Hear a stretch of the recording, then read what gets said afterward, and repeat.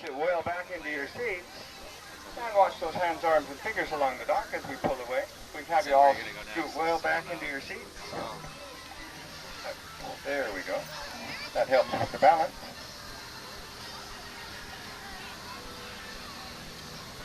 Good morning, everybody. Welcome to Storybook Land. My name is Bob, and I'll be your skipper and storyteller throughout the tour.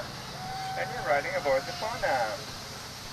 I want to remind everybody, please keep your hands, arms, fingers, and heads inside the boat, and please remain seated throughout the ride. We'll be visiting some scenes from some of Walt Disney's famous movies along the way.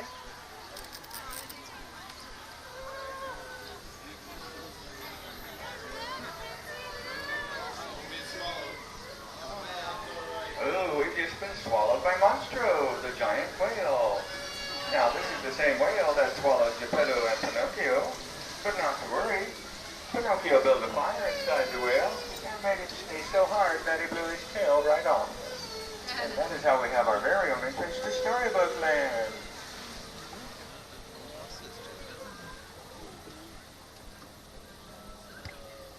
Here on the left is the cave of the Big Bad Wolf.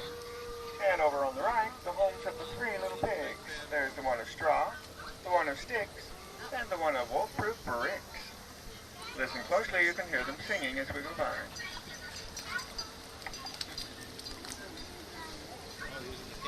Over here on the left is the English village where Alice in Wonderland lives. Sometimes she'll sit by that water wheel, stare up at the sky and daydream. And there's the home of the White Rabbit. Look closely and you may see the little burrow where Alice fell through when she went down, down, down to Wonderland. Here on the right is London Park. This is where Peter Pan taught Wendy, John, and Michael how to fly.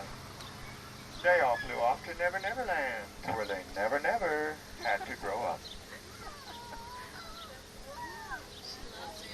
There ahead of us is the city of Agrabah, the city of mystery and enchantment. High above is the Sultan's Palace, and down below the busy marketplace. This is where Princess Jasmine and Aladdin met for the first time and fell in love.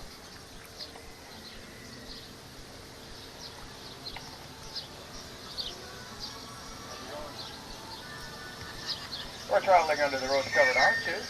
If you recall from the movie, Aladdin returned to Agrabah, disguised as a prince, and took Princess Jasmine on a magic carpet ride to a whole new world.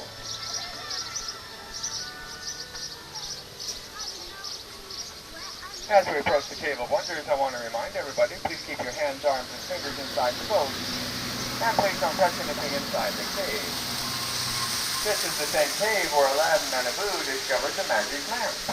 That is the home of the magical blue genie, and he was able to grant them 3 magic wishes.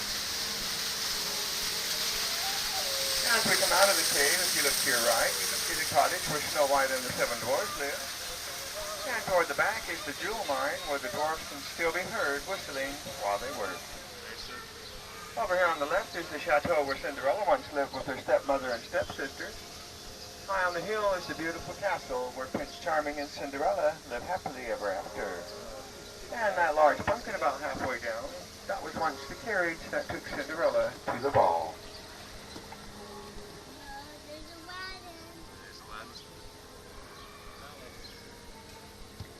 Here on the left is an unusual display.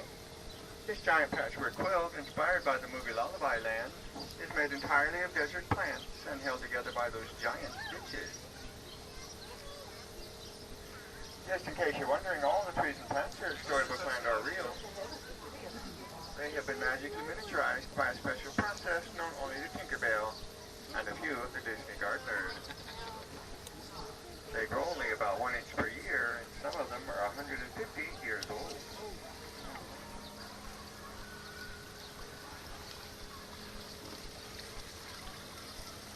Up here on the left, you can see the little home of Mr. Mole down there by the riverbank.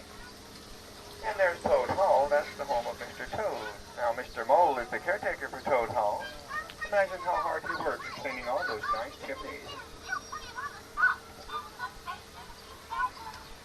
Over here are the 3 Dutch mills from the movie The Old Mill. The one in the center is famous for sheltering the animals during the Great Storm. There below those snow-capped mountains is the Alpine village where Geppetto lives. You see his little wood shop out front. Well, Geppetto carved a little boy out of wood, and when he made a wish upon a star, the little boy came to life.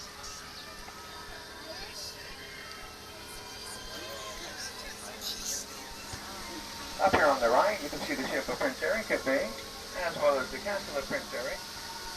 Now this is the same beach where Ariel took her first steps, and where Eric and Ariel met and fell in love, and lived happily ever after. Through the waterfall on the left is the kingdom of King Triton. That's where all the merfolks live, and that's where little Ariel lived when she was growing up as the Little Mermaid. As we leave Storybook Land behind and approach the dock, I want to remind everybody, please keep your hands, arms, and fingers inside the boat. And please remain seated until we come to a complete stop. Once we have stopped, I'd like everyone to stand together on the count of 3 so we can balance, and then we'll help you off.